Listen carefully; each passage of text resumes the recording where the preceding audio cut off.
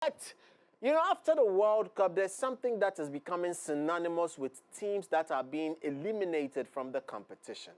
A lot of teams are actually axing their coaches, or their coaches are genuinely walking away from the job. After the World Cup exit of the Black Stars, we were, you know, just sitting in our corner, just eating some snacks from, you know, Foodtech Limited. We're feeling the crunch in our Kenwood jerseys whilst pressing our phones and sending money across to our loved ones on Telecel. When Carlos Queiroz curiously delivered a message on social media that shook everywhere in Ghana. But then again, at that particular point in time, Carlos Queiroz was still in Kansas, and he was as shocked as the ministry, as the GFA.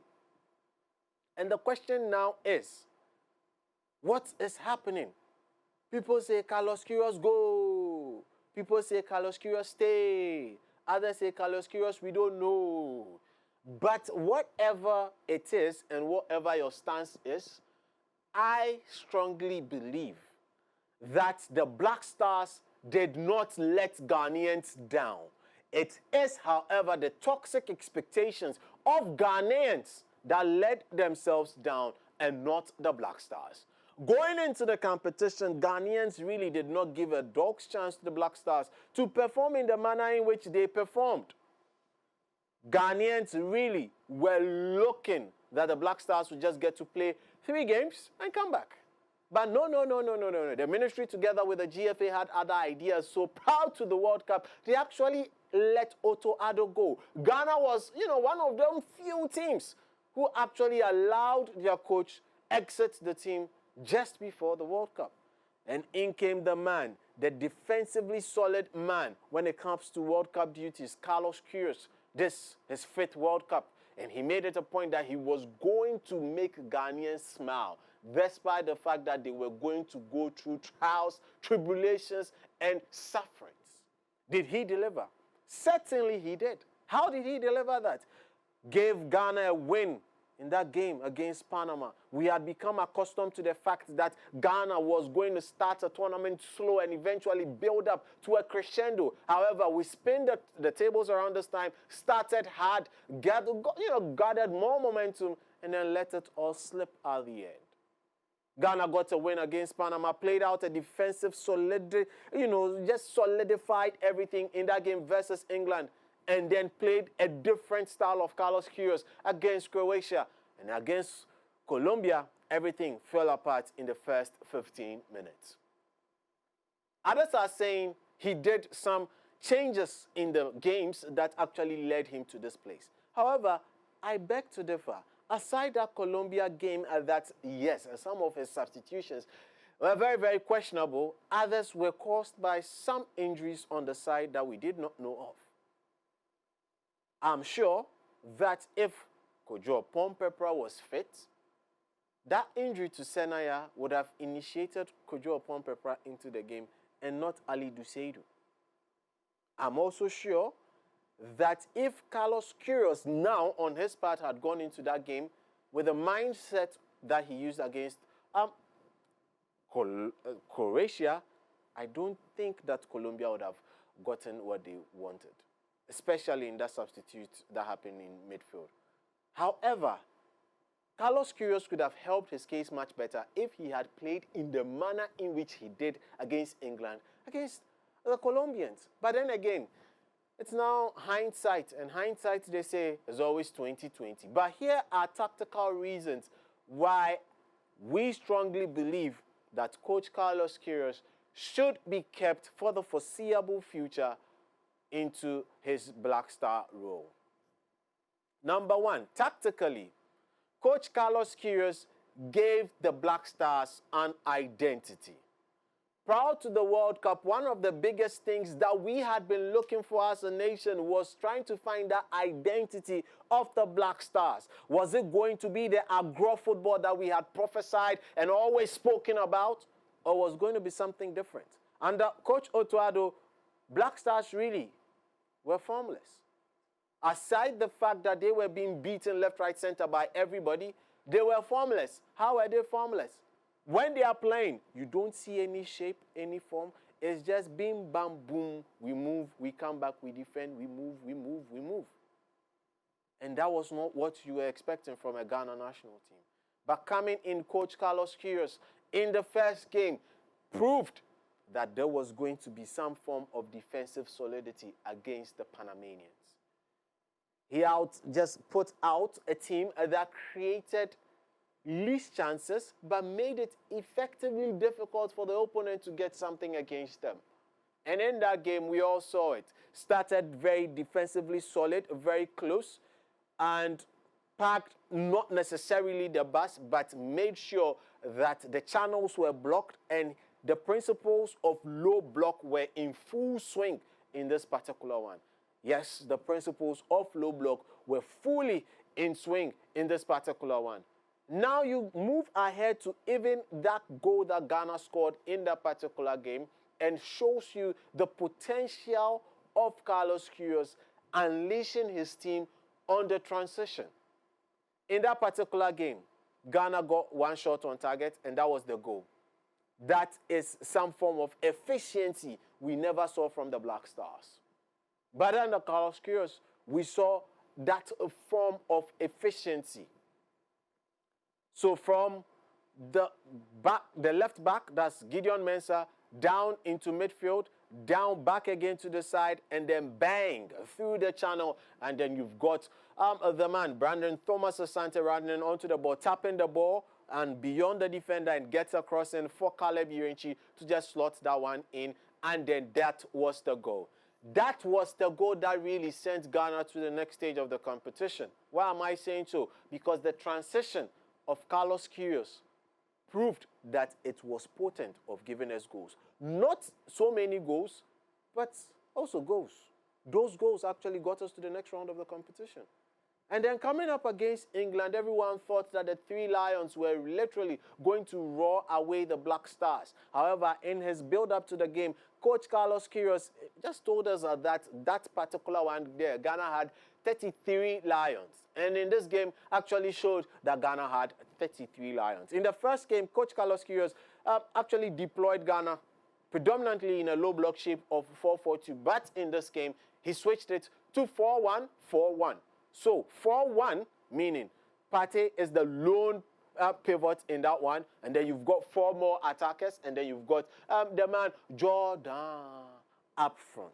However, what was happening most of the time was anytime Ghana sat in a defensive shape, you would have the two center-backs split and Thomas Partey play in that particular part of the pitch. So allowing him to track the runs adequately of Harry the Whipping Cane, who could not find his cane to whip the Black Stars, and also Jude Bellingham, who went missing in the game. All these were tactically marshaled by the man, Queiroz. Now, aside all that tactical machinations that happened, it showed us that finally there was some method to the madness for the Black Stars. And that method was that they were becoming defensively astute and very solid. However, in that Croatia game, Ghana had already made it to the next round of the competition. Funny enough, that was one of the very few times that Ghanaians can count they did not bring out their calculators to find out whether their national team will make it to the next round of the competition or not. Now, in that game versus Croatia, he deployed a more easy-flowing game. He showed the Queiroz that most of us never knew that he actually had in his acumen for the past 47 years, and allowed the Black Stars to actually go out there and express themselves some more. So in this particular footage, you see the Black Stars rather now trying to defend, not in a 4-1-4-1 situation or not even in a 4-4-2 low block. They were just mixing it up this time with a 4-5-1, mid-block situation, trying to press the Croatians high up and make it all count. But eventually in this game as well, the Black Stars got two shots away and got a goal from that one shot as well. Yeah, one shot on target, one goal. So the efficiency was there. Efficiency was there. And then you go into the Colombian game again, and then it was also similar. Now, in this particular game, the Black Stars also showed that their set pieces was up to. gave them another identity again. So for teams that play on that defensive side, you've got to make some things count. That is your transitional football and certainly set pieces. Did we see it all from the man Carlos Queiroz in the short period at the World Cup? Yes, we did. All the goals we scored were actually from such principles. Transition and then, set piece. However, it leaves us in a position where a lot of people are asking questions. The Black Stars did not do well. The Black Stars did not play flamboyant football. But you need effectiveness when it comes to competition. And Carlos Queiroz delivered that. Now let's expand the conversation and compare some of the top 2 teams that did marvelously well in the eyes of people to the Black Stars. All 3 teams you're about to compare exited the competition at the same position. Yeah, that was round of 32. So that's Senegal, and that's Ivory Coast, and then that's Ghana. So now let's compare it and see for the teams who all went out at the same time. Yeah, they went out at the same time. Now, when it comes to block shots, the Black Stars were leaning into it, and it will surprise you to know that the Black Stars got more clean sheets than Senegal. Yes, Senegal were playing free-flowing football, but it was more like Oshema Meshe, Meshema Oshe, which is rock and roll football. And Ghanaians were literally tired of the same thing. But Carlos Queiroz in this tournament brought defensive solidity.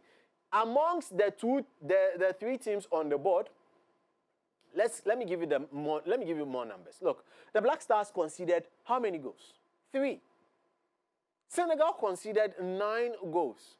Ivory Coast conceded 4 goals. So tell me, did Carlos Queiroz deliver on his mandate? Yes, he did. Yes, he did. When it comes to shots faced, Ghana faced more shots also, even on target, than the other 2 teams, but conceded less than the other 2 teams. So what was working? The blocks were working. Carlos Queiroz made sure that he planted a defensive seed in the Black Stars. And I feel it's about time we watch it germinate. Because guess what? Ghana, going into the next AFCON, would have to actually play Cote d'Ivoire twice. Because Cote d'Ivoire are in Ghana's group. Yeah, the qualifying group. Cote d'Ivoire are in Ghana's group. So if you are able to marshal 2 draws against Cote d'Ivoire, win your other games, mathematically you are in Kenya, you are in Tanzania, you are in Uganda. So the question now is, allow Coach Carlos Queiroz or say goodbye to Coach Carlos Queiroz. But for me, technically, he has delivered on his mandate. What he promised, he has delivered. There are certain things that needed to be actually, sprinkled on top to make him more nice. But as it stands, he has delivered. You played 4 shots and you got 2 shots on target, 2 goals. Efficiency, something we did not see from the Black Stars. You conceded a lot more shots, but conceded less goals. Defensive solidity. Defenses do win you championships, but scoring goals actually win you actual games. That is the part that Coach Carlos Queiroz would need to fine-tune. The likes of Kudus were not around, and everybody was going haywire. But guess what? Ghana never shamed us at the World Cup. Carlos Queiroz stays. Yeah. Carlos Queiroz goes. That will be regressing. Anyways, that's that as far as that is concerned.